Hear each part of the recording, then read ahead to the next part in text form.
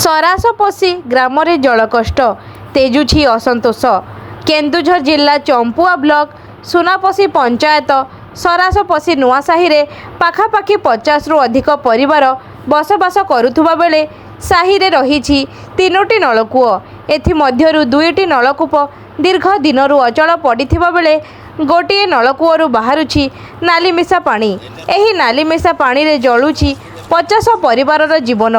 नलकूप मरामती सहित साही को पाइप पानी जोगाण पाई बारंबार प्रशासन को जणाई आसुथिले सुद्धा एथिप्रति काहारी निघा नहीं।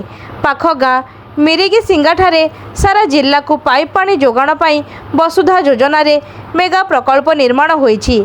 एठारु सारा जिला को पानी जोगाई दिया जाउछि, मात्र एही साही को पहुँची पारुनाही पानी। गाँ को आसुथुबा पानी गाँ पाख नाल रे अनबरत भासी जाउथुबारु साही को पानी पहुँची पारुनाही। फल साहीवासी पीवा पानी वंचित रही नाली मिशा पानी पीवा को बाध्य हेउछंती। पाख गाँ रे रहिछि मेगा पानीय जल जोगाण प्रकल्परु दूर हेउछि सारा जिल्लार जलकष्ट।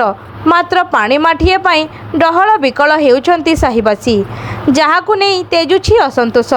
साहीर 3टी नलकूपरु 2टी अचल पड़िथिबा बेले गोटिएरु बाहरुछि नाली पानी। सेही पानी रे चलुछंती 50 रु ऊर्ध्व परिवार। साही को पाइप पानी जोगाण पाई पाइप पोता सरी प्रति घरे स्टैंड पोस्ट बसिछि, मात्र पानीर देखा नहीं। जेतिकी मात्रा रे ताती बढ़ुछि चंपुआ ब्लॉक रे जलकष्ट सेही परिमाण रे वृद्धि पाउछि। नलकूप अचल सहित पाइप पानी जोगाण रे अव्यवस्था पाई पानी मुंदे पाई डहल विकल हेउछंती सरास पशी नुआसाहीवासी। पानी समस्या पाई बारंबार पंचायत और ग्राम्य परिमल और जल जोगाण विभागर द्वारस्थ सत्वे केही गुरुत्व देउ नथिबा अभियोग करिसंती। ग्रामवासी अन्यपटे एने ग्राम्य परिमल और जल जोगाण विभाग कनिष्ठ जंत्री करण सोरेन को जोगाजोग कराजिबारु शीघ्र एहार समाधान करी साही को पानी जोगाई दिया जबो बोली कहिसंती।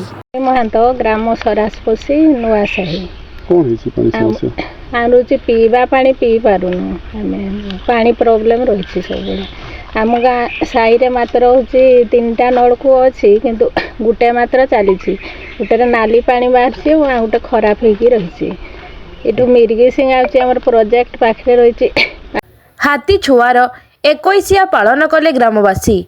परिवार रे पिलाटीए जन्म हेले लोक माने ताहार नामकरण करने सहित 21 पालन करिथांती, किंतु गुरंग गाँ रे आज एक हाथी छुआर 21 पालन हेउथुबा देखिबाकू मिलिछि। जंगल सुरक्षा दिगरे एही गाँ जिल्ला रे स्वतंत्र परिचय रहिछि। आज ग्रामवासी वन्य प्राणी प्रति भल पाइबार आउ एक उदाहरण देखिबाकू मिलिछि। सूचना मुताबक अनुगुल वनांचल गुरंग गाँर लोक माने ठेंगा पाली करी प्राय 40 वर्ष हेला जंगल सुरक्षा करी आसुछंती। फल गाँ को लागिथिबा जंगल रे एबे आकाश को छुईला भली बड़ बड़ शाल गछ छिड़ा होईछि। आउ एही जंगल मध्य वन्य जंतुंक निर्भय बासस्थली पलटिछि। गाँर लोक माने मिलिमिशि जंगल को सुरक्षा देवा सहित वन्य जंतुंकु मध्य सुरक्षा दे आसुछंती। फल एही जंगल रे एबे हरिण ठारू आरंभ करी विभिन्न वन्य जंतु और सरीसृप रहुछंती। वन्य जंतुंक पई एही जंगल एक सुरक्षित स्थान होई रहिछि। एही जंगल रे आज को 21 दिन हेबो एक हाथी छुआ जन्म करिथिबा बेले एही खबर सुनी गुरंग गाँर लोक माने खुशी अनुभव करथिले। आउ हाथी छुआर 21 पालन करिवे बोली निष्पत्ति नेइथिले। तेबे आज गाँर लोक माने हाथी छुआर 21 आडंबर रे पालन करिसंती। एथिपाई गाँ चलचंचल होई उठुछि। गाँ रे भोजी भातर आसर मध्य जमिछि। ग्रामवासी एकाठी बसी भोजी खाई खुशी रे मशगुल हेउछंती। एपरिकी हाथी छुआर दीर्घ जीवन कामना करी सेमाने त्रिनाथ मेला आयोजित करने सहित होमयज्ञ करिथिबा जଣା पड़िछि। सेपटे हाथी मनीष लड़े माई उभयंक जीवन विपद रे पड़ुथुबा बेले गुरंग गाँर लोक माने हाथी सुरक्षा पाई एपरि कार्यक्रम करी नियारा उदाहरण सृष्टि करिसंती। बालेश्वर रे रामनवमी पाई पुलिस पक्षरु सहर रे flag march.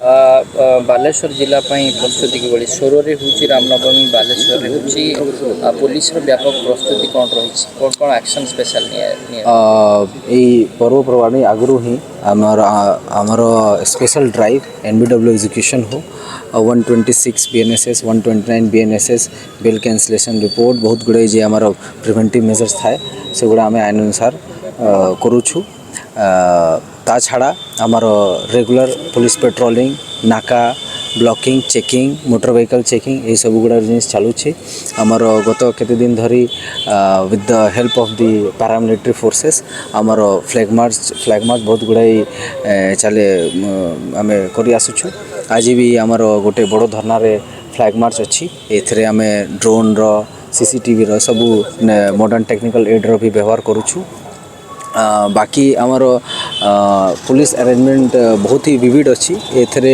17 platoon state forces which includes both Odisha state arm police आउ आमर एपीआर लोकल पुलिस ता छाड़ा 3टा सीएपीएफ कंपनी भी आसचंती तांकर संगे तांके व्यवहार करी करे आम जतिकी भी स्ट्रेटेजिक लोकेशंस अच्छी सबु आड़े आमर अलोंग द रूट लाइन्स आमे तांके पोस्ट करूछु निहायती आमे सोड अच्छु कि लोकनकर कोऑपरेशन रे आमर ए रामनवमी बहुत सुरुखुर रे शांति श्रृंखला रे परिचालन होबे।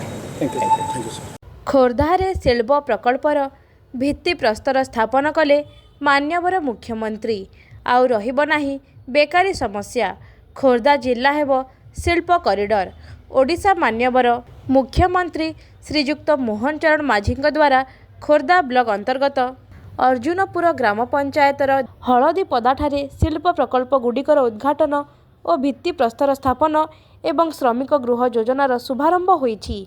खोर्धा जिले में शिल्पर अग्रगति कार्यक्रम रे मुख्य अतिथि भाव में उपस्थित थिले मुख्यमंत्री मोहन चरण माझी, ओडिशा शिल्प मंत्री श्रीजुक्त संपद स्वाई, जटणी विधायक विभूति बलवंत राय, खोर्धा विधायक प्रशांत कुमार जगदेव, इपिकोल एमडी भूपेंदर सिंपुनिया, अतिरिक्त सचिव हेमंत शर्मा उपस्थित रही लोकंकर दक्षता विकास करने सहित कर्म नियुक्ति जोगाइबारे साहाय्य करिबो एही शिल्प संस्था बोली गणमाध्यम रे प्रकाश करथिले।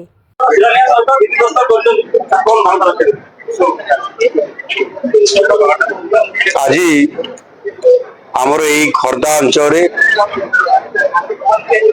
दुईटी स्थान आमर विशेष करिकी गत जनवरी 28-29 तारीख रे जो Utkarsh Odisha make in Odisha conclave 2025 परिप्रेक्षी रे जो आमर इन्वेस्टर्स मीट थिला एवं सेतिरे अनेक पुंजी निवेशकारी पुंजी निवेश करबा पई भित्ति करिया पई जो एमओयू हेतिला ताहार ग्राउंडिंग करिवार जो परिप्रेक्षी रे आज ताहार एठी भित्ति प्रस्तर स्थापन करा गला। एथिरे 14टी प्रकल्पर भित्ति प्रस्तर स्थापन एवं गोटिए प्रकल्पर एथिरे उद्घाटन मध्य करा जायछि। आ ये परिप्रेक्षी रे ए अंचल रे आज 6000 कोटी रु अधिक टंकार एठी इन्वेस्टमेंट। तेलकोई अंचलर अन्यान्य विद्यालय मानकरे प्रवेश उत्सव और खड़ीछुआ पर्व पालन करा जायछि। शिक्षा सचेतन रथ और शिक्षा सचेतनता रैली ग्राम परिक्रमा करी बालिका शिक्षा और आदिवासी शिक्षार विकास निमंते विभिन्न प्रकार स्लोगान दे विभिन्न प्लाकार्ड धरी छात्र छात्री माने शिक्षार विकास निमंते जनसाधारण को सचेतन करथिले। तेलकोईरु विजय विश्वालଙ୍କ रिपोर्ट अनुध्यान टीवी।